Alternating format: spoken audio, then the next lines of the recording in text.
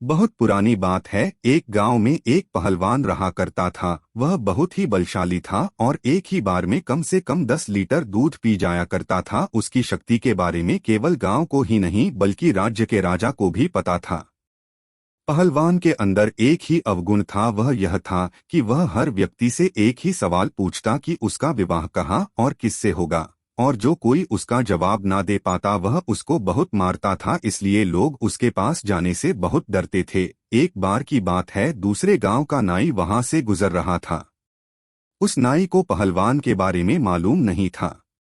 पहलवान ने नाई को पकड़ लिया और उसको बोलने लगा, मुझे बताओ कि मेरा विवाह किससे और कहाँ होगा, नहीं तो मैं तुम्हें मारूंगा, और अगर तुमने मुझे बता दिया तो मैं अपनी सारी गाय बैल तुम्हें दे दूंगा। नाई बेचारा बड़ा परेशान हुआ, लेकिन वह समझ गया कि पहलवान पूरी तरह से मूर्ख है। इसलिए उसने पहलवान से कहा, सामने जो ताड़ का पेड़ देख रहे हो वही होगा तुम्हारा विवाह, उसी के नीचे तुम्हारा ससुराल है। पहलवान बड़ा खुश हुआ और उसने अपनी सारी गाय बैल नाई को दे दी और खुद ताड़ के पेड़ की तरफ चल दिया।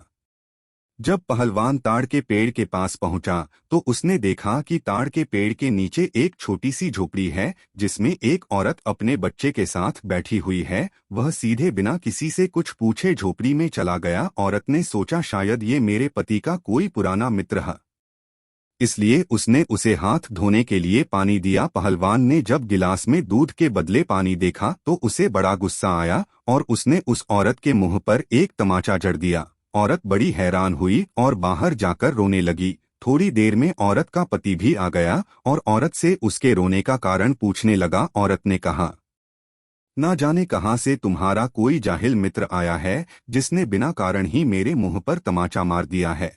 यह सुनकर उस आदमी को बड़ा गुस्सा आया और उसने अंदर जाकर पहलवान से कहा, तुम कौन हो और तुम्हारी हिम्मत कैसे हुई मेरी पत्नी को तमाचा मारने की। पहलवान ने आव देखा न ताव, पास रखा डंडा उठाया और धड़ाम से उस आदमी के सर पर मार दिया। आदमी वहीं मर गया। जब आदमी की बीवी रोने लगी तो वह बोला कि रो मत, मैं ही तुम्हारा पति हूँ और हम लोग मिलकर इस घर में रहेंगे। मुझे एक बहुत बड़े ज्योतिषी ने बताया है कि ताड़ के पेड़ के नीचे ही मेरे ससुराल है।